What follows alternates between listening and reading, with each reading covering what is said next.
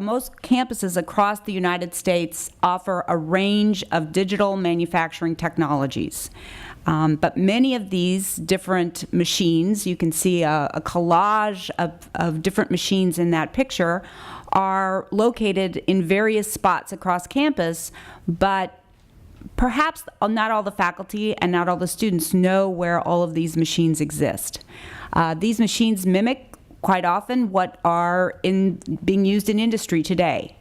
So what Penn State decided to do was to create a digital fabrication network, and it catalogs about more than 120 digital manufacturing systems and 3D printers on campus. This ranges from the simple MakerBots up to $1.5 million additive metal manufacturing machines. So there's an entire network of different opportunities or different machines that students have access to. So in doing this, we demonstrated to DARPA that we could create a fabrication network.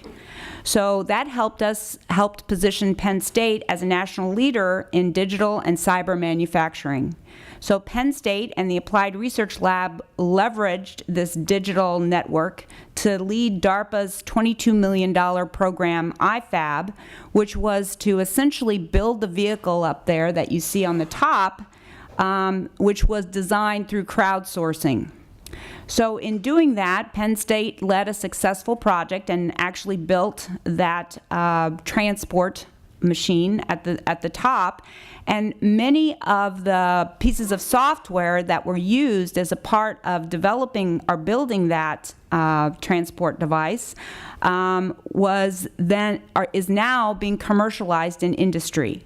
And it's being commercialized in industry through the Digital and Manufacturing Design Innovation Institute, the DMDII, where Penn State has one of 6 projects that are ongoing, and essentially the project is to take the software and be able to commercialize it and put it into industry to allow such a cyber network to occur.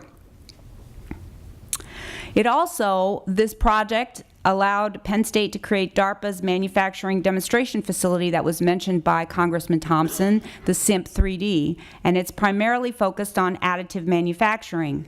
We were one of the founding members of America Makes, which is focused on additive manufacturing, and you can see some of the machines here that are available to Penn State faculty and students through that center. This is an example of a digital thread that it's a student project. Actually, it's a student project as a part of the Formula SAE car that was built. So you can start on the upper left, and you see there's a solid model of the part. There was a structural analysis that was done by the students. There was process planning in building the part. There was a process simulation. In other words, we simulated the part virtually before building the part. We then built the part and sensed the process as we built it, then took the part and did a lot of post-processing analysis to see whether or not we met spec on the part. This was all done and made possible through this digital thread, and it was a student project. This is an example. So in addition to student projects and education, we do quite a bit of research on Penn State's campus associated with additive manufacturing as well. This is an example from one of the faculty who works in used to work in my department, Pan Michelaris, and you can see that what he's developed here is a code that actually simulates the additive manufacturing process. So we can virtually build a part before building a part. This can save companies quite a bit of money because they can virtually build the part prior to building it in actuality and make sure that the thermal stresses or whatnot will allow the part to be built. I say that he's a former faculty member because my colleague over here to the left actually bought out his company and he had to quit Penn State. I guess that's good for the economy, but it did hurt because I lost a faculty member. Our students across campus now have just an immense amount of access to 3D printers. As a matter of fact, this is a picture of the Maker Commons. It's now located in our Penn State Library. So many of the books, which are now digitized, are moved out, and it's made room for putting in 3D printers. So our students have access to these 3D printers. They can actually submit jobs through their iPhone. They can submit their 3D jobs remotely. They can monitor the progress. They can watch the part be built, and then they can pick up the part. They pick up the part from the library. So this is an example of that. We're making use of, some of you may be aware that Penn State's actually made up of 24 campuses. There's about 100,000 students in all total that attend Penn State. All of our campuses are located throughout the Commonwealth of Pennsylvania, and this is a picture there.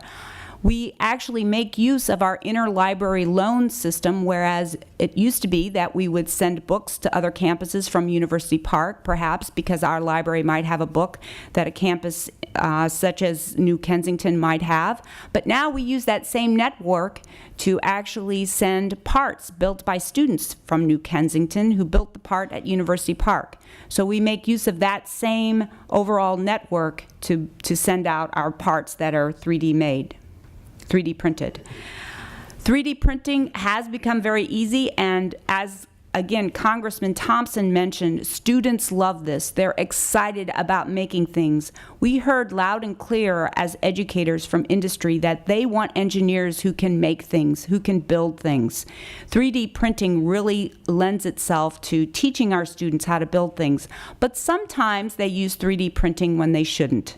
So this is an example of a simple box that maybe in the past wouldn't have been 3D printed, but the students decided to 3D print it and 3D print it fast, and instead looked like spaghetti when the part came out. So perhaps this wasn't a good decision to 3D print in this particular case. So what that tells us as educators is that it's very important to be able to tell our students when to use 3D printing and perhaps when to use more traditional manufacturing methods. The National Science Foundation is funding a project that Penn State is collaborating with Virginia Tech and Georgia Tech to actually develop an app to help our students make a decision on when to use more traditional manufacturing techniques as opposed to using 3D printing. So these are just some of the things that are happening on my campus, and I think they're probably representative of many other campuses across the United States that is exciting our students about making things again.